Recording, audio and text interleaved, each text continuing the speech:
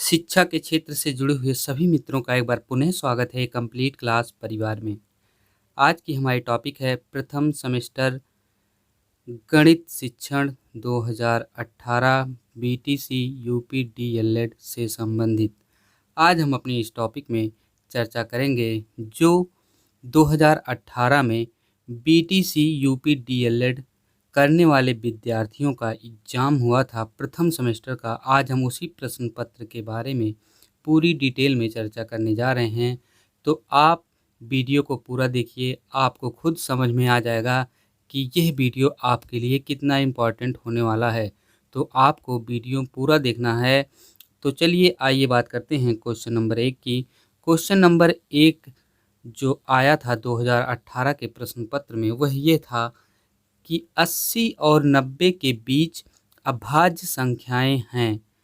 तो उसमें पूछा गया था कि 80 और 90 के बीच जो अभाज्य संख्याएं हैं वह कौन कौन सी हैं, और ऑप्शन में आपको देखने को मिल रहा होगा। ऑप्शन दिया गया था 4, जिसमें से पहला ऑप्शन था और उसमें 2 संख्याएं दी गई थी 81 और 83। तो जैसा कि आपको पता होना चाहिए 81 9 से पूरी तरीके से डिवाइड हो जाएगी और 9 से पूरी तरीके से कटने के कारण 81 जो है वह भाज्य संख्या में आएगी, और 83 जो है वह खुद और 1 से केवल कटेगी, इसलिए 83 अभाज्य संख्या में जाएगी। अब देखिए, मैं डायरेक्ट क्वेश्चन को ऑप्शन से करवा रहा हूँ, लेकिन आपको थोड़ी सी डिटेलिंग बताता हूँ। डिटेलिंग ये है कि आपको पता होना चाहिए अभाज्य संख्या कहते किसे हैं पहले नंबर पे, और दूसरे नंबर पे आपको ये भी पता होना चाहिए कि भाज्य संख्या किसे कहते हैं, क्योंकि ये क्वेश्चन अभाज्य और भाज्य दोनों संख्याओं से को रिलेट करके बना है और आपसे पूछा गया है 80 और 90 के बीच की अभाज्य संख्या। तो आपको ये भी ध्यान देना है कि जो संख्या भाज्य दी गई है वह 80 से बड़ी है लेकिन 90 से छोटी है। तो चलिए हम बात करते हैं अभाज्य संख्या के बारे में। तो अभाज्य संख्या कहते किसे हैं? अभाज्य संख्याएं वे संख्याएं कहलाती हैं जो खुद से कटती हैं और 1 से कटती हैं। कहने का मतलब ये हुआ कि अभाज्य संख्याएं केवल खुद से कटती हैं और 1 से कटती हैं, और अगर हम सबसे छोटी अभाज्य संख्या की बात करें तो वह 2 है। अभी हम आगे आपको डिटेल में उसके बारे में बताएंगे। तो आप इतना ही जानिए कि अभाज्य संख्या खुद से कटती है और 1 से कटती है, और भाज्य संख्या जो होती है वह खुद से भी कटती है और 1 से भी कटती है। उसके अतिरिक्त वह अन्य किसी भी संख्या से कट सकती है। तो चलिए आइए हम बात करते हैं ऑप्शन नंबर 2 के बारे में, क्योंकि हमने ऑप्शन नंबर 1 के बारे में आपको बता दिया कि 81 9 से कट जाएगा, और कट जाएगा अगर 9 से, तो कहने का मतलब ये हुआ कि 81 1 से कट रहा है और खुद से कट रहा है, इसके बाद 9 से भी कट रहा है, इसलिए 81 होगा भाज्य संख्या। 83 अभाज्य संख्या होगा, और क्यों होगा? क्योंकि 83 केवल खुद से कट रहा है और 1 से कट रहा है, ना कि किसी अन्य संख्या से। अगर 83 भी किसी अन्य संख्या से कटता तो 83 भी होता भाज्य संख्या। तो यहाँ पे केवल आपको अभाज्य निकालना है।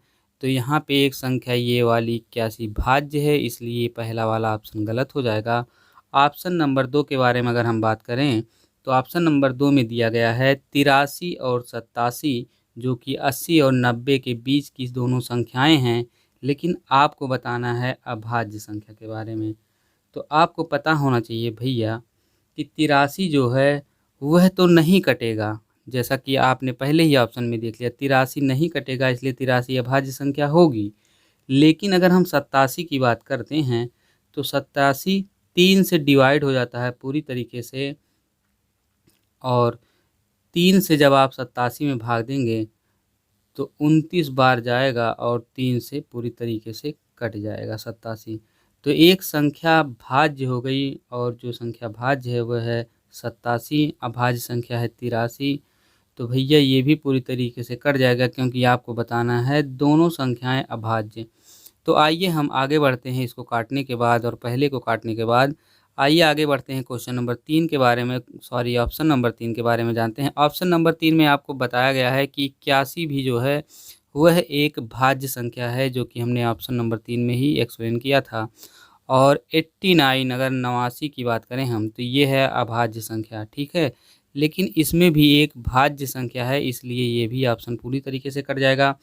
आइए ऑप्शन नंबर 4 के बारे में बात करते हैं। तो आपको हमने यहाँ पे एक्सप्लेन कर दिया है ऑप्शन नंबर 2 में, और ऑप्शन नंबर हमने 1 में भी एक्सप्लेन किया है कि 83 भैया पूरी तरीके से नहीं कटती। 83 केवल 1 से कटती है और 83 से ही कटती है, मतलब खुद से कटती है। तो 83 हो गई अभाज्य संख्या। फिर दूसरे नंबर की जो संख्या दी गई है वो है 89 दी गई है 89। तो 89 की जब हम बात करेंगे तो 89 भी केवल 1 से कटता है और 89 खुद से यानी 89 से कटता है। इसलिए ये दोनों संख्याएं होती हैं अभाज्य। और यही आपसे पूछा है कि 80 और 90 के बीच की अभाज्य संख्या बताइए। और यही दोनों संख्याएं वह संख्या हैं जो 80 और 90 के बीच भी आ रही हैं, यानी 80 से बड़ी और 90 से छोटी हैं, और दोनों ही अभाज्य हैं। तो ऑप्शन नंबर 4 वाला ऑप्शन आपका सही हो जाएगा। आइए बात करते हैं पूरी डिटेलिंग में के बारे में। पूरी डिटेल में थोड़ी सी जानकारी लेते हैं कि भाज्य किसे कहते हैं, अभाज्य किसे कहते हैं, क्योंकि ऊपर जो क्वेश्चन दिया गया था वह इन दोनों से संबंधित था कि भाज्य या अभाज्य, ठीक है। तो जो संख्याएं स्वयं एवं एक के अतिरिक्त अन्य किसी संख्या से विभाजित नहीं होती हैं उन्हें अभाज्य संख्याएं कहते हैं, ठीक है। आपको पता होना चाहिए वे संख्याएं जो केवल 1 से कटें और स्वयं से कटें वही संख्याएं अभाज्य संख्या होती हैं।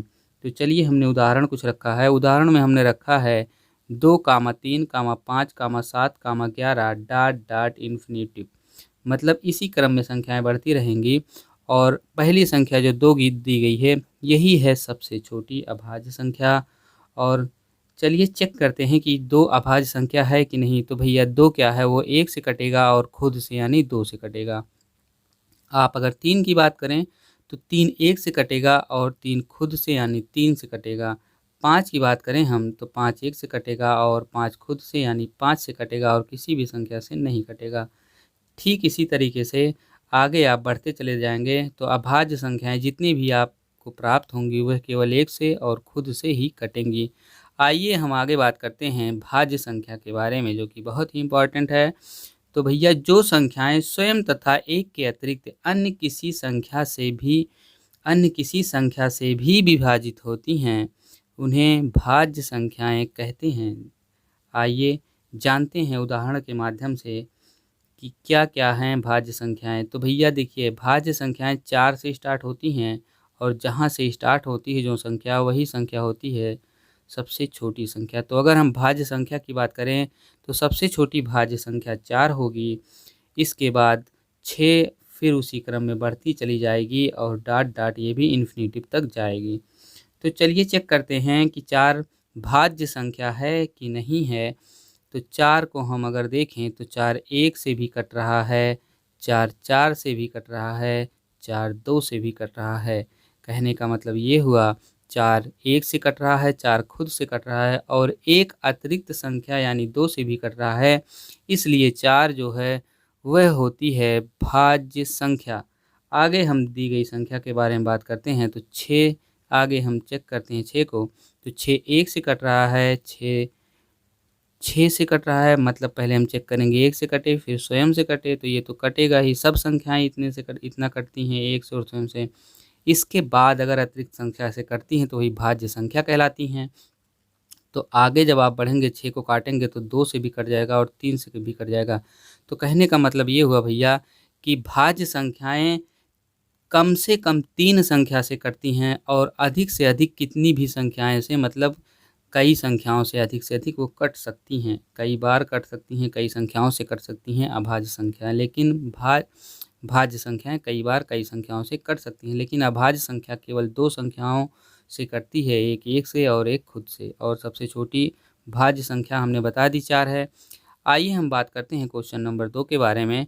क्वेश्चन नंबर 2 हमारा दिया है, कह रहा है 90 अंश के कोण को कहते हैं। तो भैया 90 अंश का जो कोण बनता है वो कुछ इस तरह से बनता है और इस कोण को, ये जो 90 अंश का कोण बनता है इसे हम समकोण कहते हैं। इसमें ऑप्शन नंबर 2 सही होगा। तो हम यहीं आपको नहीं छोड़ेंगे, हम आपको भी पकड़े रहेंगे और तब तक पकड़े रहेंगे जब तक आप पूरा सीख नहीं लेते हैं। एक टॉपिक से संबंधित सभी जानकारी। तो चलिए आगे बात करते हैं कोण के बारे में और सभी कोणों के बारे में जानकारी लेते हैं, क्योंकि आज आपसे समकोण पूछा है इस प्रश्न पत्र पे। तो आने वाले एग्जाम में, आने वाले किसी भी एग्जाम में आपसे किसी भी कोण के बारे में पूछ सकता है। तो आइए यहीं पे जान लेते हैं सब कोणों के बारे में। तो आइए हम सबसे पहले बात करते हैं शून्य कोण के बारे में। वह कोण जिसका मान शून्य होता है उसे हम शून्य कोण कहते हैं, यानी जिस कोण का कोई मान ही नहीं होता उसी को हम शून्य कोण कहेंगे। न्यून कोण की अगर हम बात करें तो जिस कोण का मान शून्य से बड़ा हो, 90 से छोटा हो, वह न्यून कोण कहलाता है। अब आइए जानते हैं न्यून कोण बनता कैसे। देखिए भैया, एक स्ट्रेट लाइन, ये सीधी लाइन एक हो गई, ये 90 अंश का कोण हो गया, ठीक है, ये 90 अंश का कोण हुआ। अब न्यून कोण जो होगा वह इस कोण से छोटा होगा, यानी ये लाइन भी हो सकती है इतना, मतलब इस तरह से थोड़ी सी तिरछी, फिर ये तिरछी, ये तिरछी, मतलब एकदम सीधी लाइन नहीं होगी। कहने का मतलब जो न्यून कोण होगा आप इस तरह से मान सकते हैं कि जो सीधी लाइन है उससे थोड़ी सी डाउन लाइन होगी और ये ही कोण न्यून कोण कहलाएगा। तो आइए हम बात करते हैं आगे, और आगे हमको मिल रहा है समकोण। तो जिस कोण का मान भैया समकोण होता है उसका जो कोण बनता है वह 90 अंश का बनता है। वो पूरा एक सीधी लाइन रहेगी, फिर नीचे एक स्ट्रेट लाइन, एक सीधी, ठीक है। तो ये जो कोण यहाँ पे बन रहा है यही 90 अंश होगा और इसी को हम समकोण बोलते हैं। आइए हम बात करते हैं अधिक कोण के बारे में। तो जिस कोण का मान 90 अंश से अधिक हो और 180 अंश से कम हो, अधिक कोण कहलाता है। तो भैया 180 अंश से कम हो, ठीक है, और 90 से अधिक। देखिए 180 अंश का कोण जो बनता है वो ऐसे सीधी लाइन जाती है, फिर ये पूरा कोण 180 अंश का होता है, ठीक है। ये सब आप सीखते रहिए, छोटी छोटी बातें पूछ सकता है 180 अंश का कोण कैसे बनता है ये सब। तो क्या है, आपसे कह रहा है 180 अंश से कम हो, तो आप कम कैसे करेंगे। यहाँ से आप इतना भी अगर उठा देंगे तब भी कम हो जाएगा 180 अंश से, क्योंकि ये वाला लाइन जो सीधी है तभी 180 अंश होगा। आप इतना भी उठा के कोण बना देंगे तो 180 अंश से कम हो जाएगा। तो चलिए हम थोड़ा सा और उठा देते हैं ताकि समझने के लिए आपको। तो हम इतना उठाते हैं, इतना सा इधर से, और ये 90 अंश का आपको पता है ये सीधी लाइन होती है, इधर इतना पूरा 90 अंश का बनता है। तो भैया जब इधर इतना पूरा 90 अंश का बनता है, ठीक है, तो आपको कह रहा है 90 अंश से अधिक हो। तो 90 अंश से अधिक मतलब ये इतना 90 अंश हो गया, अधिक मतलब और थोड़ा सा आप जब बढ़ाएंगे तो ये इसको झुकाए हैं, ये सीधे तक नहीं आना चाहिए, मतलब ये सीधे से थोड़ा इस तरह से ये लाइन झुकी होनी चाहिए और यहाँ से भी थोड़ी सी उठी होनी चाहिए। ये वाली लाइन, बीच वाली लाइन की हम बात कर रहे हैं।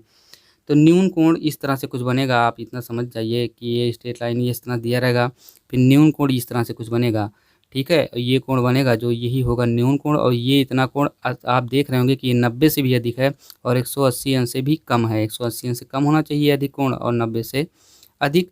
तो ये देखिए, अगर ये पूरा सीधी लाइन है, ये पूरा 180 अंश हो रहा है, तो इससे क्या है, ये कम है 180 अंश से, ठीक है। और 90 अंश कितना हो रहा है, 90 अंश भैया इतना हो रहा है, ये इतना कल 90 अंश है, तो इतने से ये अधिक है, ये वाला कोण अधिक नहीं है इतने से, ठीक है। ये इतने छोटे से ये वाला इतना अधिक नहीं है, अधिक है ना।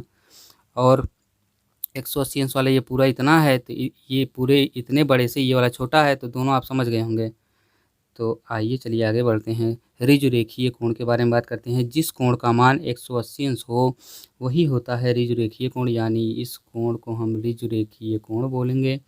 आइए आगे बात करते हैं बृहत कोण के बारे में। तो बृहत कोण कौन सा होता है भैया, जिस कोण का मान 180 अंश से बड़ा तथा 360 अंश से छोटा हो वही होता है बृहत कोण। तो देखिए 360 अंश का जो कोण बनेगा वह पूरा बनेगा, ऊपर 180 अंश हो जाएगा, नीचे 180 अंश, मतलब पूरा राउंड सर्किल 360 हो गया।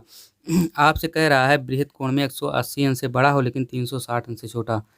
ये कोण इतना 180 अंश बन रहा है और 360 इसको पूरा मिलाएंगे तो जो ये बृहत कोण बनेगा वो कुछ इस तरह से बनेगा। देखिए ये इस तरह से कुछ, तो 180 अंश कितना है, ये पूरा 180 अंश है, तो इससे ये बड़ा हो गया। देखिए ये इतना थोड़ा सा और नीचे चला है ना, तो ये बड़ा हो गया, इतना पूरा कोण जो बन रहा है यही बृहत कोण होगा, ऊपर वाला कोण। और अगर बात करें 360 अंश, तो 360 अंश और आगे होगा, तो इससे ये छोटा ही है, आपको पता होना चाहिए। तो आइए आगे बढ़ते हैं। देखिए बृहत कोण कुछ इस तरह से बनेगा आपका, ये इस तरह से आप ले सकते हैं, 180 अंश से ये बड़ा हो रहा है, इतना पूरा ये बृहत कोण बनेगा, ठीक है। और आगे हम बात करते हैं पूर्ण कोण के बारे में। तो भैया पूर्ण कोण किसे कहते हैं, जिस कोण का मान 360 अंश हो उसे पूर्ण कोण कहते हैं। कोटिपूरक कोण की बात हम अगर करें तो दो कोणों का योगफल 90 अंश हो तो वो कोटिपूरक कोण कहलाते हैं। जैसे कोई भी दो कोण हो, इस कोण का मान कुछ भी हो, इस कोण का मान कुछ भी हो, अगर आप दोनों को जोड़ते हैं और आपको 90 अंश मिल जाता है तो समझ जाइए कि वह कोण भैया, वे दोनों कोण मिलने के बाद अगर 90 अंश बन रहे हैं तो आप जानिए कि वह पूरक कोण वही होंगे दोनों जोड़ने के बाद। ठीक है।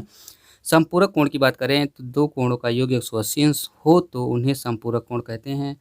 ठीक उसी तरह से जैसे कोटपूरक कोण, आप किसी ऐसे कोण को, दो कोण को जोड़िए जिनका योग करने पर आपको 180 अंश प्राप्त हो जाता है अगर, तो वही कोण कहलाता है समपूरक कोण। आइए हम आगे बात करते हैं प्रश्नोत्तर नंबर 3 के बारे में, जो कि अभी सब बहुविकल्पीय ही चल रहा है। 5 तक बहुविकल्पीय है आपको पता है, लेकिन सब क्वेश्चन के बारे में इतना डिस्क्रिप्टिव मैं बता रहा हूँ कि आपको ये क्वेश्चन अगर डिस्क्रिप्टिव इतना बताने के बाद अगर आपको ये क्वेश्चन सही से समझ में आ गया है तो आप इस तरह के जो भी क्वेश्चन आएंगे पूरी तरीके से उसको सॉल्व कर पाएंगे एग्जाम में, चाहे वो बहुविकल्पीय का हो या लघु उत्तरीय या अतिलघु उत्तरीय का। आइए बात करते हैं क्वेश्चन नंबर 3। तो वीडियो को भैया स्किप मत करिएगा, पूरा देखिएगा, बहुत ही इंपॉर्टेंट है और मैंने बहुत ही डिटेलिंग में चर्चा की है, तो आप वीडियो पर बने रहिए। आपको हो सकता है कुछ चीज़ें ना पसंद आए, लेकिन कुछ चीज़ें तो पसंद आ रही हैं आपको, तो थोड़ा टाइम दे दीजिए आप अपना, क्योंकि आप अगर टाइम देंगे तभी आपको चीज़ें सीखने को मिलेंगी। और बात करते हैं क्वेश्चन नंबर 3 के बारे में। तो वृत्त के किन्हीं दो बिंदुओं को मिलाने वाली रेखाखंड को हम वृत्त कहते हैं। तो इसमें ऑप्शन नंबर भैया 2 सही होगा, जीवा। अब जीवा कैसे सही होगा, आइए हम बात करते हैं। आप क्वेश्चन आपसे पूछा है वृत्त के किन्हीं दो बिंदुओं को, जो ये वृत्त है इसके दो बिंदु वृत्त के कौन होंगे, ये परिधि का कोई दो बिंदु इसको जो मिलाता है वो क्या कहलाता है। तो भैया ये हो गया परिधि, तो ये पहला गलत हो गया। दूसरा है जीवा, तो जीवा ही होता है भैया, जीवा ही इसको हम बोलते हैं, परिधि के दो बिंदु को टच करता है। और व्यास भी बोलते हैं, व्यास भी परिधि के दो बिंदु को टच करता है, लेकिन व्यास आपके ऑप्शन में नहीं है, इसलिए जीवा सही होगा। और व्यास देगा भी नहीं अगर दो बिंदु को पूछेगा। और व्यास भी वृत्त की सबसे बड़ी जीवा होती है। ठीक है, व्यास को भी आप जीवा बोल सकते हैं, वृत्त की सबसे बड़ी जीवा व्यास कहलाती है। आइए हम चाप की बात करें। भैया चाप ये इतना पार्ट होता है वृत्त का कोई एक टुकड़ा, जिसको जो पूरा कहीं मिला ना हो, मतलब कोई एक टुकड़ा जो हो वृत्त पर, वृत्त की परिधि पर, वही चाप होता है। तो ये गलत हो गया, मतलब यही सही है। अब त्रिज्या की बात करें तो वृत्त के केंद्र बिंदु से परिधि पर एक बिंदु को टच करने वाली कंप्लीट रेखा जो होती है, रेखा खंड, वही होती है वृत्त की त्रिज्या। आइए हम थोड़ी सी डिटेलिंग में नीचे बताए हैं वृत्त बना के, ये देखिए। ये है भैया क्या है, ये है आपका परिधि। परिधि मतलब होता है जो वृत्त का निर्माण करता है, जो गोला सर्किल बनता है वही होता है परिधि। फिर हमने लिखा है त्रिज्या। त्रिज्या क्या होता है भैया, वृत्त के केंद्र बिंदु से परिधि पर किसी एक बिंदु को जो रेखाखंड कंप्लीट रूप से ऐसे मिल के टच करके पूरी कंप्लीट रेखा जो बनती है, दोनों बिंदुओं को जो कंप्लीट करती है, मिलाती है, वही होती है त्रिज्या। आइए हम बात करते हैं केंद्र बिंदु के बारे में। तो वृत्त का मध्य का जो बिंदु होता है वही केंद्र बिंदु होता है। और अगर हम जीवा की बात करें तो वृत्त की परिधि पर दो बिंदुओं पर टच करने वाली रेखा जीवा कहलाती है। अगर यही रेखा आगे बढ़ के वृत्त को क्रॉस करके, वृत्त को पार करके, वृत्त की परिधि को काट करके आगे निकल जाए तो वो छेदक रेखा कहलाएगी। वृत्त की सबसे बड़ी जीवा जो होती है वह व्यास होती है, और व्यास केंद्र बिंदु से होके जाती है। आइए हम आगे बात करते हैं चाप के बारे में। तो वृत्त की परिधि पर बाहर से किसी एक बिंदु पर, सॉरी चाप नहीं, हम स्पर्श रेखा के बारे में बात करते हैं पहले। वृत्त की परिधि पर बाहर से किसी एक बिंदु पर टच करने वाली रेखा वृत्त की स्पर्श रेखा, स्पर्शी रेखा कहलाती है। चाप की बात करें तो वृत्त के परिधि का कोई एक टुकड़ा वृत्त का चाप कहलाता है, चाहे वो बड़ा भी हो सकता है, वो छोटा भी, मिनिमम मतलब एकदम छोटा हो सकता है। तो वृत्त के बारे में हमने सब कुछ बता दिया। थोड़ी सी जानकारी छूट रही थी तो हमने नीचे वृत्त में बना के बता दिया है, वो ये है, इम्पॉर्टेंट है कि त्रिज्य खंड किसे कहते हैं। तो भैया वृत्त के अंदर दो त्रिज्या से निर्मित खंड को हम त्रिज्य खंड कहेंगे। एक त्रिज्या ये हो गई, एक ये, और इसके बीच में जो निर्मित खंड, ये जो कटने के बाद जो खंड बन रहा है यही होगा त्रिज्य खंड। और वृत्त खंड की अगर हम बात करें भैया तो वृत्त खंड क्या होता है, वह जीवा से बनता है। और जीवा तो आपको पता ही है, परिधि को दो बिंदु पर काटती है। जीवा से निर्मित खंड को हम वृत्त खंड कहेंगे। आप ये भी कह सकते हैं कि वृत्त के व्यास से निर्मित खंड को भी आप वृत्त खंड बोल सकते हैं, और जीवा से भी निर्मित खंड को भी आप वृत्त खंड बोल सकते हैं। तो आइए आगे बात करते हैं क्वेश्चन नंबर 4 के बारे में। निम्नलिखित में से 5 से विभाज्य संख्या है। तो देखिए भैया, आपको कुछ इस तरह से ऑप्शन दिया गया है, ये संख्याएं और भी बढ़ सकती हैं, ये संख्याएं और भी बढ़ सकती हैं। तो अगर ये संख्याएं और भी बढ़ जाएं, मान लो 4 अंक की हैं, तो आप भाग दे देंगे, हो सकता है दे दें भाई, मुझे तो नहीं लगता, बहुत टाइम लग जाएगा। मान लो यहाँ पे दे देंगे, बीटीसी के एग्जाम में टाइम मिल जाता है 1 घंटे का, 18 क्वेश्चन रहता है, लेकिन टेट सुपर टेट वगैरह में आपको बहुत ही कम टाइम मिलता है एक क्वेश्चन पे। तो इसलिए हम आपसे यही निवेदन करेंगे कि आप इसका नियम तथा मेरे द्वारा बताई गई चीज़ों को ध्यान से देखें, समझें और पढ़ें, और वीडियो पे बने रहें और पूरा वीडियो देखें। कुछ चीज़ें पसंद नहीं आ रही होंगी, लेकिन कुछ चीज़ें ऐसी होंगी जो आपको बेहद पसंद आ रही होंगी। और पसंद अगर नहीं भी आ रही हैं, थोड़ा भी नहीं पसंद आ रहा है, लेकिन आप ज्ञान को अर्जित कर लीजिए भैया, क्योंकि मैं बहुत ही सिस्टमैटिक तरीके से आपको चीज़ों को बता रहा हूँ। तो चलिए आगे बात करते हैं क्वेश्चन नंबर 4 के बारे में, और वीडियो को आप पूरा देखिए भैया, और चैनल को लाइक सब्सक्राइब कर दीजिए, अपने दोस्तों के पास भी शेयर कर दीजिए इसको, ताकि ज़्यादा लोग इस वीडियो को देख सकें और जानकारी को इकट्ठा कर सकें। तो क्वेश्चन नंबर 4 है, निम्नलिखित में से 5 से विभाज्य संख्या है। तो भैया 5 से विभाज्य संख्या क्या है कि आपको इसमें से अगर भाग देंगे तो आप टाइम लगेगा। तो 5 से विभाज्यता का नियम होता है, कोई संख्या 5 से पूर्णतः विभाजित तब होगी जब उसके इकाई का अंक 0 या 5 हो। तो ये नीचे कुछ संख्याएं दी गई हैं, इसकी इकाई का अंक देखिए, इकाई का अंक होता है मतलब पीछे से पहला अंक इकाई कहलाता है, पीछे से दूसरा अंक दहाई कहलाता है, पीछे से तीसरा अंक तिहाई नहीं कहलाता भैया, नहीं तो दूसरा अंक दहाई हम बोलते हैं, तीसरा तिहाई।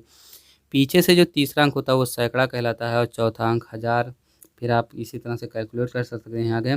तो इन सब में देखिए, पीछे का जो पहला अंक है यानी इकाई का अंक 0 है, तो ये 5 से पूर्णतः विभाज्य है। इसमें पीछे का पहला अंक यानी इकाई का अंक 5 है, इसलिए ये भी विभाज्य है। इसमें भी 0 है, पीछे का पहला अंक यानी इकाई का अंक 0 है, तो ये भी पूर्णतः विभाज्य है। अब हमारा ऑप्शन जो दिया गया है, क्वेश्चन क्या कह रहा है उसके बारे में देखते हैं। तो इसमें पीछे का पहला अंक यानी इकाई का अंक ना तो 0 है ना तो 5 है, इसलिए ये 5 से नहीं कटेगा। कुछ ऑप्शन नंबर हम 2 की बात करें, तो पीछे का पहला अंक यानी इकाई का अंक न 0 है न 5 है, इसलिए ये भी गलत।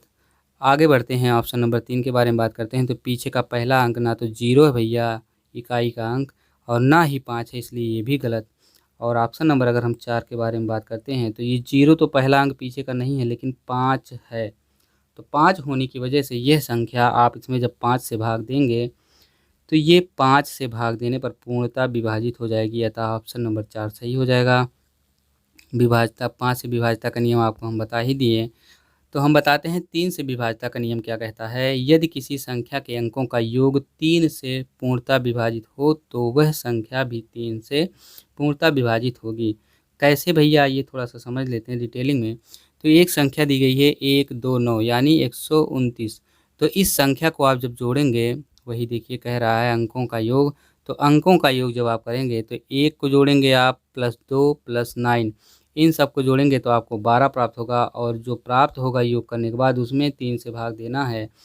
तो 3 से भाग देंगे 12 में, तो 3 एकम 3 और 3 चौके 12। कहने का मतलब हुआ कि जो संख्या ये बड़ी वाली संख्या दी गई है, इसका जब हम योग किए, योग करने के बाद जो संख्या प्राप्त हुई उसमें हम 3 से भाग दिए, तो ये 12 पूरी तरीके से कट जाता है 3 से भाग देने पे। अतः नियम के अनुसार यह पता चलता है कि ये जो बड़ी संख्या दी गई है वह भी 3 से पूर्णतः विभाज्य होगी। उम्मीद करते हैं समझ गए होंगे, हमने बहुत ही आसानी से आपको बताया है। आइए हम बात करते हैं क्वेश्चन नंबर 11 के बारे में। क्वेश्चन नंबर को ऑप्शन मतलब इस अगले स्टेप के बारे में, जिसमें आपसे कहा गया है, आपके लिए इम्पॉर्टेंट है कि 11 से विभाज्यता का नियम। तो 11 से विभाज्यता का नियम हम पढ़ने जा रहे हैं, ना कि क्वेश्चन नंबर 11। तो भैया 11 से विभाज्यता का नियम होता है, ये आप विशेष रूप से ध्यान दीजिएगा। तो इसमें क्या होता है, किसी संख्या के विषम स्थानों के अंकों का योगफल तथा सम स्थानों के अंकों का योगफल का अंतर, मतलब पहले सम स्थानों के अंकों का आप योग निकालें, फिर विषम स्थानों के अंकों का योग, फिर उन दोनों को आपस में घटा दीजिए। अगर आपको घटाने के बाद 0 मिलता है, अथवा 11 का अपवर्त, 11 का अपवर्त हम आपको इसके पहली क्लास में अपवर्त बता चुके हैं। अपवर्त का मतलब होता है कि कॉमन मल्टीपल, या मतलब 11 का गुणज भी आप कह सकते हैं, जैसे 11 गुणे 11 गुणे फिर 11 दूनी 22। कहने का मतलब ये होता है, अपवर्त में क्या होता है, जिस संख्या का अपवर्त पूछा जाता है या कहा जाता है, उसी संख्या में हम प्राकृतिक संख्या से गुणा करते हैं, और प्राकृतिक संख्या से गुणा क्रमिक रूप से करते हैं। जैसे 11 एकम 11, 11 में 1 से गुणा, फिर क्रमिक रूप से दूसरी संख्या में क्या होगा, दूसरे स्टेप में 11 से 2 से गुणा होगा, 11 से 3 11 में 3 से गुणा होगा। ऐसे ही क्रमिक रूप से बढ़ता जाता है, यही होता है अपवर्त। 11 का पहला अपवर्त 11, 11 का दूसरा अपवर्त होगा 11 में प्राकृतिक संख्या 2 से गुणा करेंगे तो 22, यानी 11 का दूसरा अपवर्त 22 है। 11 का तीसरा अपवर्त 33 होगा, यानी प्राकृतिक संख्या 3 से गुणा करेंगे। तो भैया किसी भी संख्या का अपवर्त निकालने के लिए क्या करना पड़ता है आपको, उस संख्या में प्राकृतिक संख्या से गुणा करना पड़ता है, वो भी क्रमिक रूप से। क्रमिक रूप से प्राकृतिक संख्या कैसी होती है, 1, 2, 3, 4, 5 डॉट डॉट इन्फिनिटी। तो आइए चलिए बात करते हैं कि 11 का या तो अपवर्त हो, मतलब 11 का या तो गुणज हो, वह संख्या 11 से पूर्णतः विभाज्य होगी, अगर ये दोनों नियम को फॉलो करता है तो। आइए चलिए हम देखते हैं कि एक ऑप्शन हमने लिया है, उदाहरण के तौर पर हमने समझाया है कि 1, 4, 6, 4, 1, ठीक है। ये आपको संख्या दी गई है और आपसे पूछ रहा है कि भैया ये संख्या 11 से विभाज्य है कि नहीं। तो भैया हमने आपसे क्या कहा, नियम आपका क्या कह रहा है कि आप पहले सम संख्या के स्थानों का योग जोड़िए। तो सम संख्या के स्थान कौन कौन से होते हैं आपको पता होना चाहिए कि 2 सम संख्या में कौन आता है, 2 आता है, 4 आता है, 6 आता है, 8 आता है, ये होती हैं सम संख्याएं।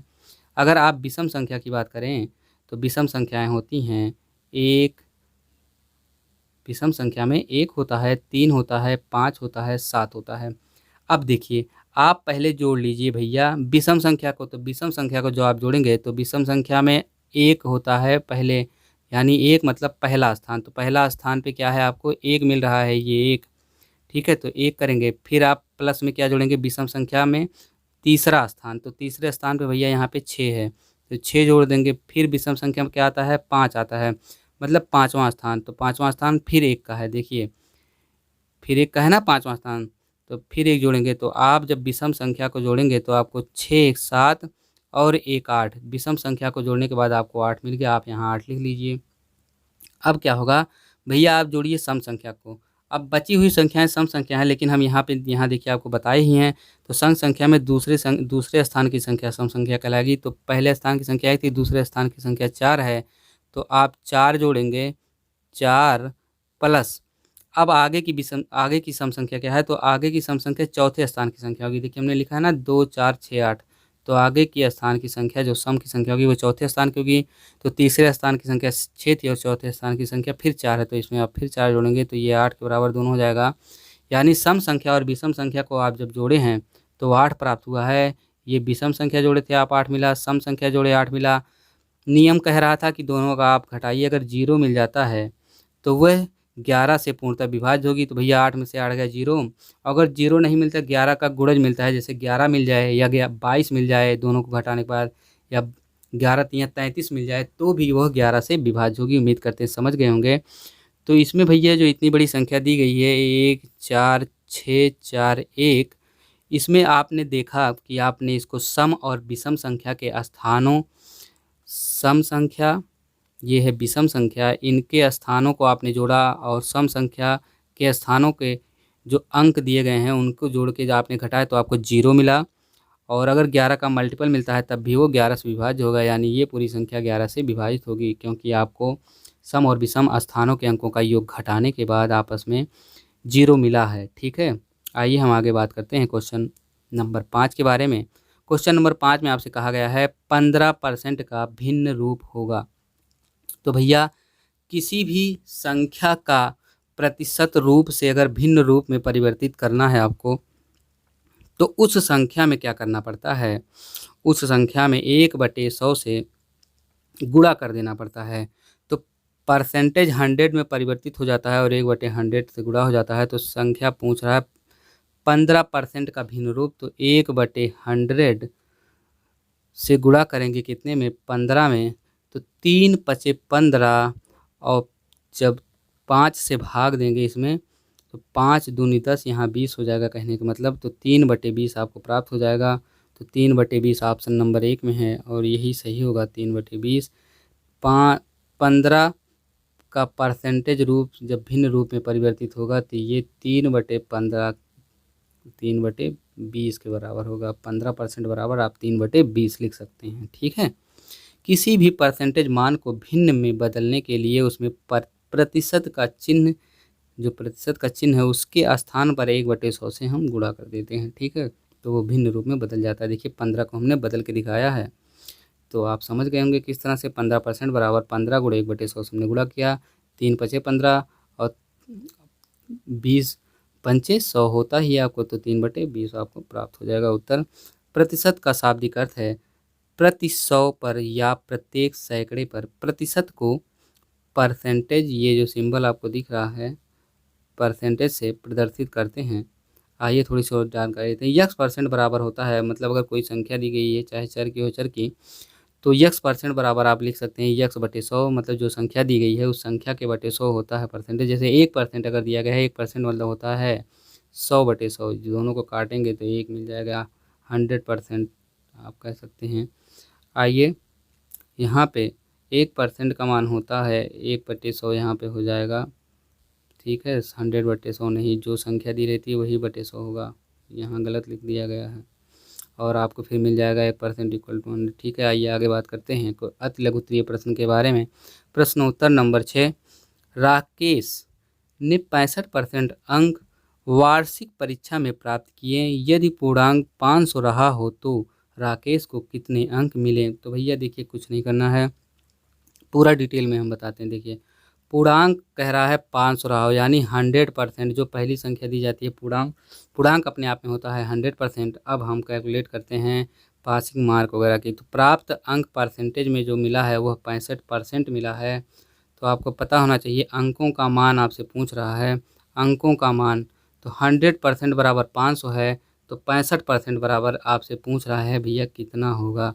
तो आपको कुछ नहीं करना है, सिंपल, देखिए सिंपल क्या है कि ये है भैया कि 100% बराबर 500, तो 1% बराबर कितना होगा, 500 में आप 100 से जब भाग देंगे तो 1% आपको मिल जाएगा। ठीक है, तो 1% बराबर 5 हो गया। आपसे पूछा है 65%, तो 65% मतलब आप 1% का मान जब 5 है तो आप 5 से गुणा कर दीजिए 65 में, तो आपको 325 मिल जाएगा, यही 65% का मान होगा। आप इसको डायरेक्ट इस तरह से भी सॉल्व कर सकते हैं कि 500 गुणे, मतलब जो पूर्णांक है, पूर्णांक गुणे प्राप्तांक परसेंटेज का बटे 100। ये देखिए परसेंटेज का प्राप्तांक कितना है, 65%। ठीक है, पूर्णांक गुणे प्राप्तांक परसेंटेज का बटे 100। तो आप जब इतना करेंगे तो आप डबल जीरो ऊपर से काटेंगे तो 5 गुणे 65 हो जाएगा, 5 गुणे 65 करने के बाद आपको मिल जाएगा 325। क्वेश्चन नंबर 7 के बारे में बात करें अगर हम, तो समीकरण 3x - 5 बराबर x+3 को हल करना है आपको। तो देखिए आइए हल करते हैं। तो स्टार्टिंग में 3x - 5 बराबर x+3, तो आपको क्या करना है, आपको x को इधर लाना है, तो ये प्लस में यहाँ पे है x, इधर आएगा तो माइनस में हो जाएगा, और x हो जाएगा, और ये -5 उधर जब जाएगा तो प्लस में हो जाएगा, और प्लस में जाने के बाद उधर हो जाएगा 3 + 5। अब देखिए भैया जब आगे आप इस क्वेश्चन को बढ़ाएंगे, आगे सॉल्व करेंगे, तो 3x में से x निकल जाएगा तो आपको कितना मिलेगा, 2x, और 5 और 3 जुड़ जाएगा तो 8 मिलेगा। इधर 2 क्या है गुणा में, और इधर चला जाएगा तो भाग में हो जाएगा, तो आपको अगली लाइन में मिल जाएगा। इधर जाने के बाद भाग में जब होगा तो 8/2, यानी 8 में 2 से आप भाग देंगे, तो जब आप काटेंगे तो 2 कम 2 और 2 चौके 8, तो क्या मिला आपको भैया, x = 4 मिल गया। ठीक है, आइए हम बात करते हैं क्वेश्चन नंबर 8 के बारे में। यदि किसी वर्ग की एक भुजा 6 सेंटीमीटर है तो उसका क्षेत्रफल आपको निकालना है, आपको बताना है, क्षेत्रफल पूछ रहा है, भुजा का मान दिया है, भुजा 6 सेंटीमीटर है। आपको पता है वर्ग का क्षेत्रफल का जो फार्मूला होता है वह सिंपल होता है भुजा का स्क्वायर, और भुजा आपको भैया दिया है 6 सेंटीमीटर, यानी 6 का स्क्वायर करिए। 6 का स्क्वायर का मतलब होता है 6 का गुणा 2 बार, क्योंकि यहाँ घात 2 लगी है, घात 3 लगी होती है, 6 का गुणा 3 बार, घात 4 तो 4 बार, तो 6 का गुणा आप 2 बार करेंगे तो 6 छक 36, और ये सेंटीमीटर स्क्वायर हो जाएगा, 36 सेंटीमीटर स्क्वायर। क्वेश्चन नंबर 9 के बारे में अगर हम बात करें, तो क्वेश्चन नंबर 9 हमारा है x+5 पूरे की घात 2 का मान ज्ञात करो। तो भैया ये x+5 पूरे की घात 2 का मतलब होता है a+b का होल स्क्वायर। ए क्या है भैया, ए x है और b 5 है, तो a+b का होल स्क्वायर का फार्मूला है a का स्क्वायर यानी x स्क्वायर प्लस b का स्क्वायर यानी 5 स्क्वायर प्लस 2ab मतलब 2 गुणे x गुणे 5। तो इतना जब आप करेंगे तो आपको मिलेगा x स्क्वायर प्लस 5 गुणे 5। हमने कहा है किसी संख्या की घात जितनी दी हो उतना गुणा करते हैं, तो 5 की घात 2 मतलब 5 गुणे 5, और 5 गुणे 5 मतलब 25, तो ये भैया 5 की घात 2 मतलब 25 हो गया। और प्लस यहाँ पे आपको मिला था 2 गुणे x गुणे 5, यानी जब 5 से आप 2 में गुणा करेंगे तो 10, और x वैसे रह जाएगी। तो क्या हो जाएगा, आपको एक समीकरण के रूप में मिल जाएगा x square plus 25 plus 10 x. आप इसको थोड़ा सिस्टमेटिक तरीके से अगर लिखना चाहें तो आप यहाँ पे 10 एक्स पहले लिख सकते हैं और 25 उधर, यानी x square plus 10 x plus 25। ये सिस्टमेटिक रूप हो गया एक सिस्टम के तरीके से, और इसको आप सॉल्व भी कर सकते हैं गुणनखंड विधि द्वारा, और छोटा भी कर सकते हैं, लेकिन हम छोटा नहीं करेंगे क्योंकि ये अति लघु उत्तरीय प्रश्न है। आइए हम बात करते हैं क्वेश्चन नंबर 10 के बारे में। क्वेश्चन नंबर 10 हमारा क्या कह रहा है, पटरी और प्रकार की सहायता से 60 अंश का कोण आपको बनाना है। तो भैया देखिए, इसी में हम कोण बना दे रहे हैं और इसी में हम रचना कर दे रहे हैं, पटरी और प्रकार। तो सबसे पहले आपको लेना है एक ठो पटरी और एक ठो प्रकार। पटरी से आप एक रेखा खंड खींचेंगे, जी हाँ रेखा खंड, और एक रेखा खंड खींचने के बाद उसका नाम देंगे ए, और उसका नाम दूसरी छोर का नाम देंगे आप बी, पहले छोर का नाम ए। अब आपने पटरी से एक रेखा खंड खींच दिया। अब आप अपना गोला प्रकार उठा लीजिए भैया, और उसमें एक निश्चित दूरी ले लीजिए, कोई भी दूरी ले लीजिए, क्योंकि यहाँ पे दूरी का माप नहीं दिया गया है। तो आप एक निश्चित दूरी लिए और वो दूरी आपने, इतनी लंबी दूरी आपने मान लो ले ली अपनी गोला प्रकार में। अब क्या है, गोला प्रकार का नोक आप बिंदु ए पर रख दीजिए, और जितनी दूरी लिए हैं आप उसी दूरी से एक चाप लगाइए। तो भैया चाप आपने ये लगा दिया, ठीक है। ये रचना भी हो रहा है, आप ऐसे लिखेंगे रचना में। आपने ये चाप लगा दिया। अब क्या करना है, आपको गोला प्रकार की जो नोक है वो यहाँ पे रखनी है भैया। यहाँ पे जब आप गोला प्रकार की नोक रखेंगे, यहाँ पे आपने जब गोला प्रकार की नोक रखा भैया, तो आप यहाँ से उसी दूरी, जो ये दूरी आप लिए थे, उसी दूरी को आपको चेंज नहीं करना है, चेंज नहीं करना है आपको दूरी, जब तक आपका 90 अंश का कोण बन नहीं जाता। तो भैया आपने एक बार दूरी लिया, आपको चेंज नहीं करना है, गोला प्रकार का नोक आपको रखना है। अब यहाँ पे पहले आपने ए पे रखा था, अब आप यहाँ पे रखेंगे। यहाँ पे रखने के बाद आप एक चाप लगाएंगे, तो वो चाप यहाँ पे लगा। फिर क्या करना आपको, अगर आप इस रेखा को मिलाते हैं तो भैया ये आपका 60 अंश का कोण पटरी और प्रकार की सहायता से मिलके बन चुका है, ठीक है। लेकिन आपसे पूछ रहा है 90 अंश। 90 अंश के लिए अभी एक दो स्टेप और आगे बढ़ना पड़ेगा। अब यहाँ से आप बिंदु यहाँ पे रख के गोला प्रकार की नोक और पेंसिल का नोक यहाँ पे हुआ, तो यहाँ चाप लगा। अब क्या करना, आगे अब बढ़ना है, 60 अंश का कोण बन चुका। अब यहाँ पे भैया गोला प्रकार का आप नोक रखिए, और पेंसिल का नोक तब आपका उसी दूरी पे यहाँ पे होगा, और यहाँ पे एक चाप काट देगा। अगर इसको आप मिलाते हैं तो ये पूरा कोण बन जाएगा 120 अंश का, लेकिन आपको 120 भी नहीं निकालना है, आपको 90 निकालना है। तो देखिए, ये क्वेश्चन में हमने 60 का भी बता दिया पटरी प्रकार की सहायता से, 120 का भी बता दिया। 120 का कैसे बनेगा, आप ऐसे बनाइएगा। अब हम बताने जा रहे हैं आपको 90 अंश का।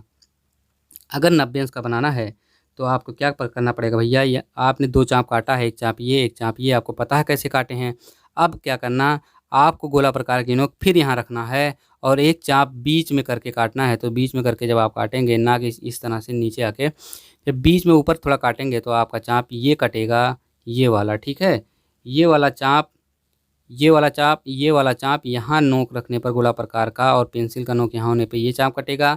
फिर आप उठा के गोला प्रकार का नोक यहाँ रखेंगे, और यहाँ से रखने के बाद गोला प्रकार की नोक और पेंसिल की नोक यहाँ पे होगी जब, तो ये चाप कटेगा। जो ये चाप ऊपर भैया कट चुका है दो, तो ये देखिए ये ऊपर जो कट चुका है, इसको जब आप एक रेखा से मिलाएंगे ऐसे, इस तरह से बिंदु ए से, तो ये जो यहाँ पे कोण बन रहा है यही होगा 90 अंश का कोण। यही आपको रचना में लिखना है, हमने जैसे बताया है। तो चलिए, अगला क्वेश्चन है प्रश्नोत्तर नंबर 11। और प्रश्नोत्तर नंबर 11 में भैया आपसे पूछ रहा है कि संख्याओं, मतलब जो संख्या दी गई है 13, 39, 273 के मासा ज्ञात करिए। मतलब इसमें आपको मासा निकाल, तो मासा क्या होता है भैया, जो दी गई संख्याओं में सबसे बड़ी संख्या हो, और तीनों, मतलब इन तीनों संख्या में हो, मतलब जो संख्या दी गई है उसमें सबसे बड़ी संख्या होनी चाहिए और सब में कॉमन होनी चाहिए। तो कॉमन संख्या भैया वो संख्या होती है जो सब में हो। लेकिन मासा संख्या, मासा कौन होती है, तो मासा क्या होती है, मासा सबसे बड़ी भी होती है और सब में होती है, ठीक है।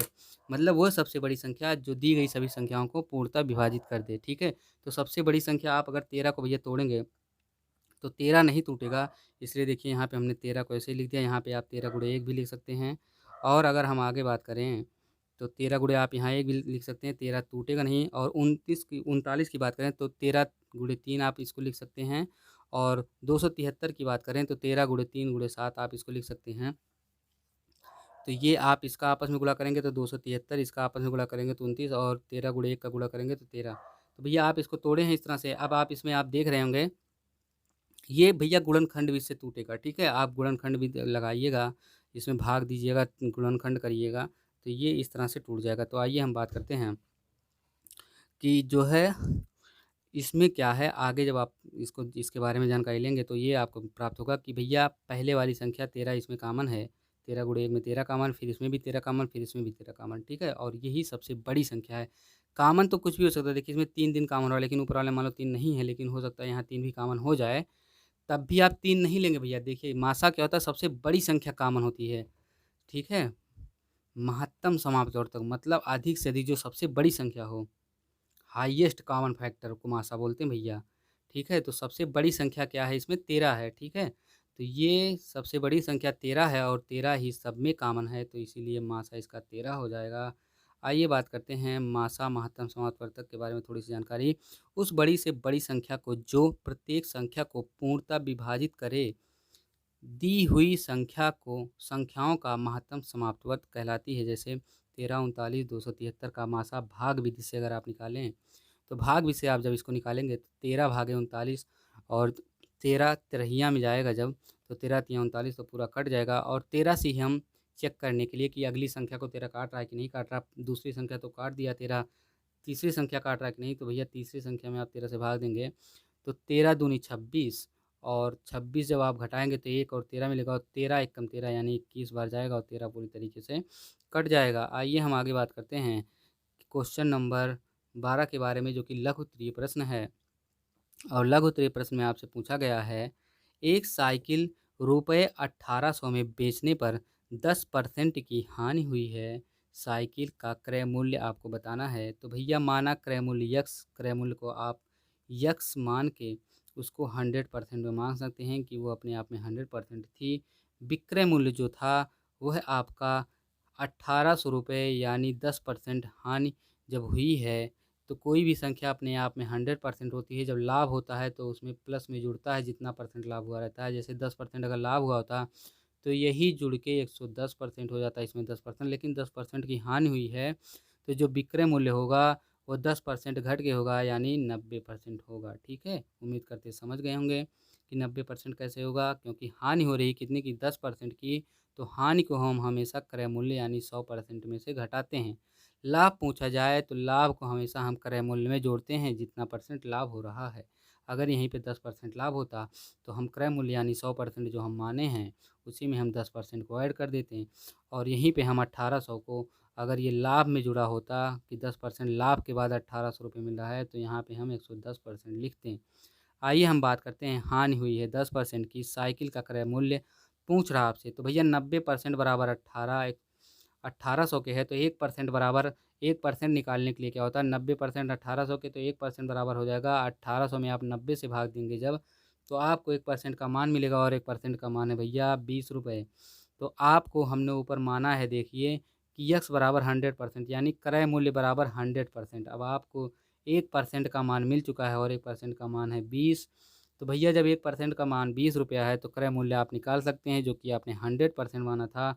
और 100 में आप जब 20 से गुणा करेंगे तो आपको 2000 रुपये मिल जाएगा, यही होगा क्रय मूल्य। और 2000 का 10% जब आप घटा देंगे, 2000 का 10% जब आप घटा देंगे तो आपका 10% हानि हो जाएगा। और हानि होने के बाद आप उस साइकिल को 2000 में खरीदे हैं तो 1800 में आप उसको बेचेंगे। तो प्रूफ हो गया भैया। एक तरीके से और निकाल सकते हैं इसको, क्रय मूल्य निकालने के लिए सूत्र होता है विक्रय मूल्य गुणे 100/100 प्लस लाभ हुआ तो लाभ लिखिए, हानि हुआ तो हानि लिखिए। तो भैया यहाँ पे क्या लिखेंगे आप, आपका विक्रय मूल्य 1800 दिया गया है, गुणे आप 100 कर दीजिए, नीचे बटे 100 कर दीजिए। हानि हुआ आपका, अगर लाभ हुआ तो यहाँ +10 कर देते हैं, हानि हुआ है तो -10 करेंगे। तो आपको क्या मिलेगा, 18 में यहाँ गुणा करेंगे, 4 जीरो आगे जुड़ गया, यहाँ देखिए 4 जीरो जुड़ गया, यहाँ पे 10 घट गया 100 में से तो 90 हो गया, एक जीरो से एक जीरो कट गया और 9 कम 9 और 9 दूनी 18, बाकी का 3 जीरो बच रहा है, तो कितना हो जाएगा, 2 के आगे 3 जीरो यानी 2000। भैया इतना सिंपल कौन इस तरह से बताता है इतना डिटेल में, लेकिन हम बता रहे हैं ताकि जो कमज़ोर स्टूडेंट हैं, कमज़ोर विद्यार्थी हैं, एकदम कमज़ोर हैं, उनको कुछ भी नहीं समझ आ रहा है, वो भी सीख जाएँ और एग्ज़ाम में 25 क्वेश्चन में कम से कम 23 क्वेश्चन सही करके आएँ। और 2 क्वेश्चन अपनी किसी मान लो गलती की वजह से वो गलत करेंगे, जल्दबाजी में हो सकता है उनको ज़्यादा हमारी वीडियो को देखने के बाद हो सकता है वो ज़्यादा क्वेश्चन सही करने के चक्कर में जो है 1-2 क्वेश्चन इधर-उधर थोड़ा बहुत कर दें। मैथ में क्या होता है प्लस माइनस भी इधर-उधर हुआ तो आपका ऑप्शन, आपका उत्तर सब कुछ बदल जाता है भैया, तो जल्दबाजी मत करिएगा।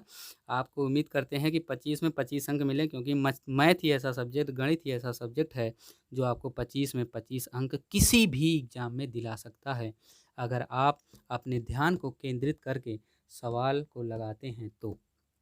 क्वेश्चन नंबर 13 के बारे में अगर हम बात करें, तो क्वेश्चन नंबर 13 में कह रहा है रुपये 500 का 3 वर्ष का 12% वार्षिक ब्याज की दर से साधारण ब्याज ज्ञात करो। तो भैया आपको क्या दिया गया है, इसमें आपको दिया गया है रुपये 500 यानी मूलधन, जिसको आप पी से डिनोट करेंगे वो है 500, वर्ष दिया गया है 3 वर्ष यानी समय टी बराबर दिया गया है 3 वर्ष, दर यानी परसेंटेज में जो वार्षिक दर ब्याज दी गई है वो है 12%। आपको क्या निकालना है, आपको निकालना है साधारण ब्याज। तो भैया साधारण ब्याज का सिंपल फार्मूला होता है साधारण ब्याज गुणे मूलधन यानी पी गुणे आर, मतलब होता है भैया दर गुणे समय यानी टी बटे 100। आगे जब इसको साधारण ब्याज को आप निकालेंगे तो आप जब सबका मान रखेंगे तो मूलधन 500 दिया है, आर दर जो है वो आपका 12% और समय 3 साल दिया है, और बटे आप 100 करेंगे तो 1 जीरो से 1, 1 जीरो से 1 जीरो तो कट गया, ऊपर कितना बचा भैया 5 गुणे 12 गुणे 3 गुणा करेंगे तो 180 उत्तर प्राप्त हो जाएगा। क्वेश्चन नंबर 14 के बारे में बात करते हैं। यक्स ब्रेकेट में y minus z plus y bracket में z minus x plus z bracket में यक्स माइनस वाई को सरल कीजिए। भैया आपस में गुणा करेंगे, जब आप इसका सब में गुणा करेंगे तो इसका यक्स से वाई में गुणा होगा तो यक्स वाई हो जाएगा, माइनस की चिन्ह वैसे रहेगा, यक्स का जेड में गुणा होगा तो माइनस एक्स जेड हो जाएगा, फिर सेम प्रोसीजर प्लस वैसे लग जाएगा चिन्ह, वाई का जेड में गुणा हो जाएगा तो वाई जेड, माइनस का चिन्ह वैसे लगेगा, और वाई का जब यक्स में गुणा होगा तो माइनस वाई एक्स हो जाएगा। आगे बढ़ेंगे तो प्लस का चिन्ह ऐसे उतारिए, जेड का एक्स में गुणा करिए तो जेड एक्स, और माइनस के चिन्ह ऐसे उतारिए सीधे, और जेड का वाई में गुणा होगा तो माइनस जेड वाई। इतना आपको मिल गया। अब क्या करना है आपको, देखिए मना माइनस से माइनस का माइनस प्लस काटिए, देखिए जो संख्या एक माइनस में, जैसे देखिए यहाँ पे यक्स और वाई प्लस में है, तो अगर कहीं माइनस में यक्स वाई होगा तो वो कट जाएगा, या पलट के भी होगा तब भी कट जाएगा। तो यहाँ पे है यक्स वाई, देखिए यहाँ पे माइनस में है, थोड़ा पलट के लिखा गया है, वाई पहले लिख दिया गया फिर एक्स, तो ये दोनों आपस में कट जाएंगे।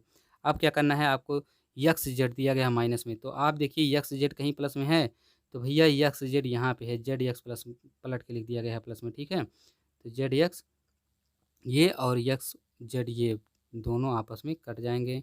फिर आपका काटना है, ये तो कट ही चुका है पहले, प्लस का वाई जेड दिया गया है तो आपको खोजना है माइनस का वाई जेड, तो ये भैया माइनस का वाई जेड यहाँ है, वाई जेड नहीं है, केवल पलट के लिख दिया गया है जेड वाई, तो कोई फर्क नहीं पड़ता। आप 2 का गुणा 3 में करिए, 3 का गुणा 2 में करिए, देखिए 2 को गुणा भैया आप 3 में करेंगे तब भी आपको 6 मिलेगा, और 3 गुणे 2 करेंगे तब भी आपको 6 मिलेगा। समझ गए होंगे हम क्या कहना चाह रहे हैं, चाहे आप पलट के संख्या को लिखिए तब भी वही मिलेगा, और चाहे सीधा लिखिए तब भी मिलेगा। तो आपको काटने पीने के बाद भैया यहाँ इसको सरल करने के बाद 0 आपको प्राप्त हुआ है। आइए हम आगे बात करते हैं प्रश्नोत्तर नंबर 15 के बारे में। एक छात्रावास में 50 छात्रों के लिए 40 दिनों की भोजन सामग्री है। यदि छात्रावास में 30 छात्र और आ गए तो भोजन सामग्री कितने दिन में समाप्त हो जाएगी। तो भैया देखिए इसमें कुछ नहीं करना है, 50 छात्रों के लिए 40 दिन का भोजन है, ठीक है। आपको कह रहा भैया 50 छात्र जो हैं उनके लिए 40 दिन का भोजन है, ठीक है। अब यही आपको बराबर करना है कितना, कि 50 छात्र पहले थे, अब 30 छात्र और आ गए, तो 30 छात्र जो और आए हैं तो 50 छात्र में जुड़ जाएंगे, तो 50 30 कितना हो जाएगा 80। पूछ रहा है भोजन कितना दिन चलेगा, हमको नहीं पता तो हम यक्स मान लेते हैं, तो भैया ये आपस में गुणा हो गया सब। अब क्या करना आपको, जो है इधर 80 गुणा में है तो इधर चलाएगा भाग में हो जाएगा, भाग में इधर होगा तो 50 गुणे 40 बटे 80 हो जाएगा, और इधर केवल यक्स बचेगा, ठीक है। अब यहाँ से यक्स का मान निकलेगा तो 0 से आप 0 काटिए, और 4 एक कम 4, और 4 दूनी 8 हो गया, और क्या करें आप और काटिए क्योंकि ऊपर ही 50 बच रहा है, तो 2 कम 2 और 2 25 संयम 50 हो गया, यानी यहाँ पे यक्स है और यक्स का मान हो गया 25। यक्स का मान 25 मिलने पे आपको ये पता चला भैया कि भोजन जो है वो 30 छात्र के और बढ़ जाने पर 25 दिन केवल चलेगा। जो भोजन 50 छात्र के रहने पर 40 दिन चल रहा था, वह भोजन 30 छात्र के और बढ़ जाने पर अब केवल 25 दिन चलेगा। आइए थोड़ा सा हम सॉल्व भी करवाए होंगे। तो 50 छात्रों के लिए 40 दिन का भोजन, 50 गुणे 40 आप करिए, और फिर 30 छात्रों के लिए जो भोजन से 30 छात्रों के और आ जाने से छात्रों की कुल संख्या कितनी हो जाएगी, 50 + 30 यानी 80 हो जाएगी। आगे जब आप बढ़ेंगे तो भोजन समाप्त होने का समय जो है वो हमने यक्स माना है, क्योंकि हमको समय नहीं पता। तो हम आपस में इन सबको बराबर करेंगे तो 50 गुणे 40 बराबर 80 गुणे यक्स हो जाएगा, और इनका आपस में जब भाग देंगे, काटे पीटेंगे, तो आपको यक्स का मान 25 मिल जाएगा। हमने ऊपर डिटेलिंग में समझा दिया। प्रश्नोत्तर नंबर 16 के बारे में बात करते हैं। एक आयताकार गत्ते का क्षेत्रफल 117 वर्ग सेंटीमीटर है, इसकी लंबाई 13 सेंटीमीटर है, तो गत्ते की चौड़ाई ज्ञात करनी है आपको। आयताकार गत्ते का क्षेत्रफल होता है यल गुणे वी भैया, तो 117 बराबर हो जाएगा, क्षेत्रफल आपको दिया 117 बराबर हो जाएगा 13 गुणे बी का मान आपको निकालना है। तो बी बराबर हो जाएगा चौड़ाई, मतलब भैया बेस चौड़ाई हो जाएगा। तो यहाँ इधर गुणा में 13 इधर आ जाएगा, भाग में हो जाएगा, 17 भागे 13 हो जाएगा, तो 13 कम 13 और 13 नौइयाँ होता है 117। तो भैया आपको बी का मान कितना पड़ा प्राप्त हो गया, 9 सेंटीमीटर स्क्वायर। ठीक है, आइए आगे बात करते हैं। आयत का जो क्षेत्रफल होता है वो होता है लंबाई गुणे चौड़ाई। आयत का विकर्ण जो होता है अंडर रूट के अंदर होता है लंबाई स्क्वायर प्लस चौड़ाई स्क्वायर। आयत का जो परिमाप होता है वह होता है 2 ब्रैकेट में, फिर आप लंबाई और चौड़ाई को जोड़ देंगे, मतलब लंबाई और प्लस चौड़ाई। अब हम अगर बात करते हैं इसी सेशन में, तो कमरे के चारों दीवारों का भी आपसे क्वेश्चन पूछ लिया जाता है। तो कमरे के चारों दीवारों का क्वेश्चन पूछ लिया जाए अगर आपसे, तो उसमें 2 का मान दिया रहेगा, या तो चौड़ाई ऊंचाई दी रहेगी, या तो लंबाई चौड़ाई दिया रहेगा, या तो ऊंचाई लंबाई दी रहेगी, और एक का मान आपसे किसी एक का मान पूछेगा। तो इसका सूत्र होता है भैया 2 ब्रैकेट में लंबाई धन चौड़ाई गुणे ऊंचाई। ठीक है, आइए आगे बात करते हैं प्रश्नोत्तर नंबर 17 के बारे में। तो प्रश्नोत्तर नंबर हमारा 17 है। एक रेलगाड़ी जिसकी लंबाई 270 मीटर है, एक खंभे को 9 सेकेंड में पार कर लेती है, उसकी चाल किमी प्रति घंटा में आपको बताना है। तो भैया देखिए, दूरी मीटर में दिया गया है, तो आपको मीटर में ही सब कुछ चेंज करना है, सेकंड में मतलब घंटा को सेकंड में बदलना है। आइए सब बात करते हैं। तो दूरी आपको दिया गया है, दूरी दिया गया है 270 मीटर, समय 9 सेकंड दिया गया है, चाल आपसे पूछ रहा कि किस स्पीड से वो चल रहा है। तो चाल बराबर भैया क्या होता है, दूरी बटे समय, दूरी 270 और समय 9, तो जब काटेंगे तो 30 मीटर प्रति सेकंड आ जाएगा आपका। किलोमीटर प्रति घंटा में आपसे उत्तर पूछा कि भैया किलोमीटर प्रति घंटा में कितनी स्पीड से चलेगा, ये तो मीटर प्रति सेकंड में आपका आया है। तो किलोमीटर प्रति घंटा में किसी संख्या को बदलने के लिए 30 मीटर प्रति सेकंड एक संख्या दी गई, इसको किलोमीटर में बदलने के लिए आपको 18/5 से गुणा कर देंगे, तो आपको 108 किलोमीटर प्रति घंटा प्राप्त हो जाएगा। यानी जो रेलगाड़ी 270 मीटर लंबी जो रेलगाड़ी है वो एक खंभे को अगर 9 सेकंड में पार कर रही है, तो कहने का मतलब ये हुआ कि यह रेलगाड़ी, इसकी स्पीड जो है वो है कितनी है, घंटे में इसकी स्पीड 108 किलोमीटर प्रति घंटा है, यानी 1 घंटे में 108 किलोमीटर चलेगी। अगर हम बात करें सेकंड में कितनी दूरी चल रही है, तो 30 मीटर चलेगी 1 सेकंड में, वो यहाँ से आपको निकाल के हम बता दिए। अगर आपसे यही 30 घंटा में पूछा होता, कि यही दिया होता 30 घंटा में उत्तर आया होता, आपसे पूछता मीटर प्रति सेकंड में कितनी दूरी तय करेगी, तो आप डायरेक्ट 30 में 5/18 से गुणा करते हैं। तो उम्मीद करते हैं समझ गए होंगे। घंटा में बदलने के लिए आपको 18/5 से संख्या में गुणा करनी पड़ती है। अगर मीटर प्रति सेकंड में मान दिया गया है, ये मीटर प्रति सेकंड का मान है, इसमें आप 18/5 से गुणा करेंगे तो ये किलोमीटर प्रति हावर में प्राप्त होगा। और अगर ये मान किलोमीटर प्रति हावर में है, तो आप इसमें 5/18 से अगर आप गुणा कर देते हैं, तो आपको मीटर प्रति सेकंड में मान प्राप्त हो जाएगा। उम्मीद करते हैं समझ गए होंगे। दूरी बराबर होता है चाल गुणे समय, और चाल बराबर होता है दूरी बटे समय, समय बराबर होता है दूरी बटे चाल। 1 किमी प्रति घंटा, देखिए हमने यहाँ पे मेंशन भी किया है, 1 किमी प्रति घंटा अगर आपको निकालना है घंटा से मीटर प्रति सेकंड में अगर आपको परिवर्तित करना है, तो आप 5/18 से गुणा करेंगे। लेकिन अगर आपको मीटर प्रति सेकंड में कोई मान दिया गया है और किमी प्रति घंटा में लाना है, तो आप 18/5 से गुणा करेंगे, तो ये भूलिएगा मत। आइए हम आगे बात करते हैं क्वेश्चन नंबर 18 के बारे में। क्वेश्चन नंबर 18 हमारा कह रहा है, एक एक उद्यान में विभिन्न प्रजाति के फूलों के पौधे लगाए गए हैं, नीचे दी गई सारणी में इन पौधों की संख्या दी गई है। तो भैया देखिए, गुलाब लगाया गया है, पौधों की संख्या 300 है। गेंदा लगाया गया है, पौधों की संख्या 250 है। जूही लगाया गया है, पौधों की संख्या 100 है। डहलिया लगाया है, पौधों की संख्या 150 है। रजनीगंधा लगाया गया है, 450 है पौधों की संख्या। ठीक है, अब इसमें क्या करना आपको, इन आंकड़ों के पिक्टोग्राफ द्वारा प्रदर्शित कीजिए। सभी आंकड़ों का मासा भैया आप पहले निकाल लीजिए। मासा का मतलब होता है वह सबसे बड़ी संख्या जो सभी संख्याओं को काट दे। तो भैया इनमें सबसे बड़ी संख्या होगी 50।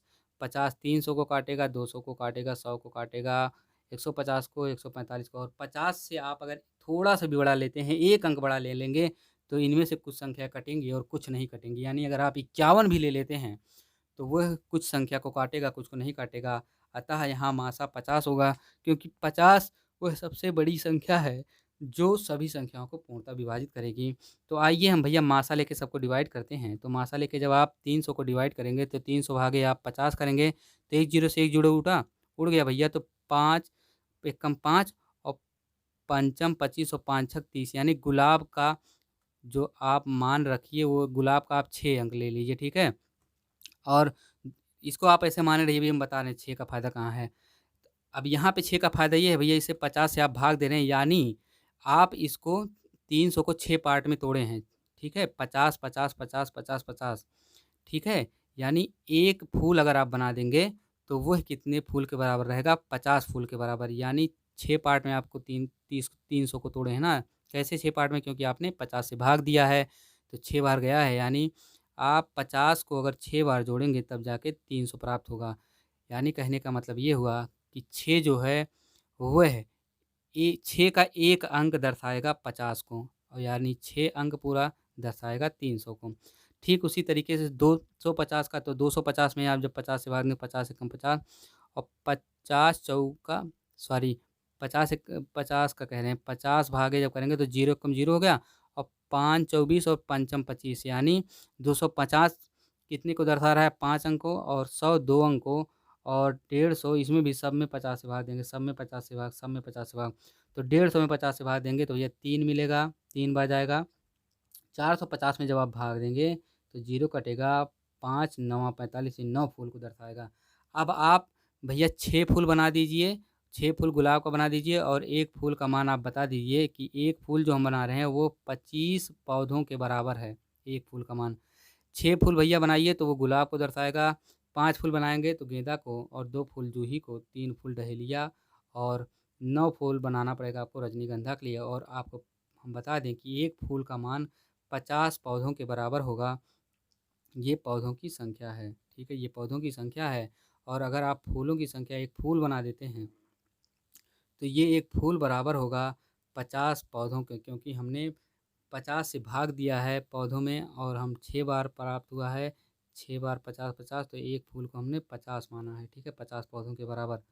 तो जब आप इसका पेक्टोग्राफ और चित्र वाला बनाएंगे, तो देखिए यहाँ पे हमने कितना बनाया है, यहाँ पे हमने 2 2 4 6 फूल बनाया है, क्योंकि 300 में हमने 50 से भाग दिया था, तो 6 हमको प्राप्त हुआ था ना।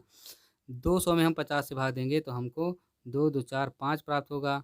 तो ये 5 फूल हमने बना के दर्शाया है, और एक फूल का मान, ये देखिए हमने बताया एक फूल का मान भैया 50 होगा, ठीक है। आप जानिएगा ये 50 है, ये भी 50 फूल है, ये भी 50 पौधा, ये भी 50 पौधा का फूल है।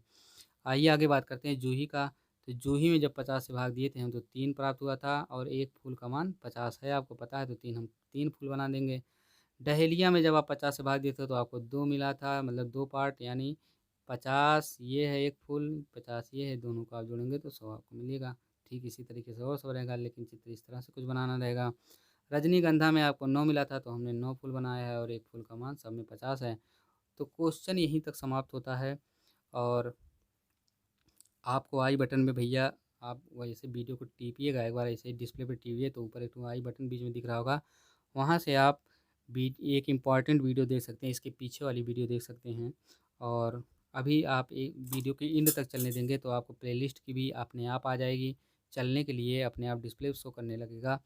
तो उम्मीद करते हैं अगर आपको वीडियो पसंद आई हो, तो अपने दोस्तों के पास भेजें और लाइक करें। और हमारी अगली वीडियो देखने के लिए आप बस केवल 2 क्षण रुके रहिए। अभी अपने आप डिस्प्ले पे सभी वीडियो की प्लेलिस्ट एक साथ आ रही है, वहाँ पे आप जाके अपनी पसंद की वीडियो, सब वीडियो इम्पोर्टेंट टॉपिक बनी है, आप देख सकते हैं। सभी दोस्तों को मेरा एक बार पुनः नमस्कार, और सभी दोस्तों को बाय बाय।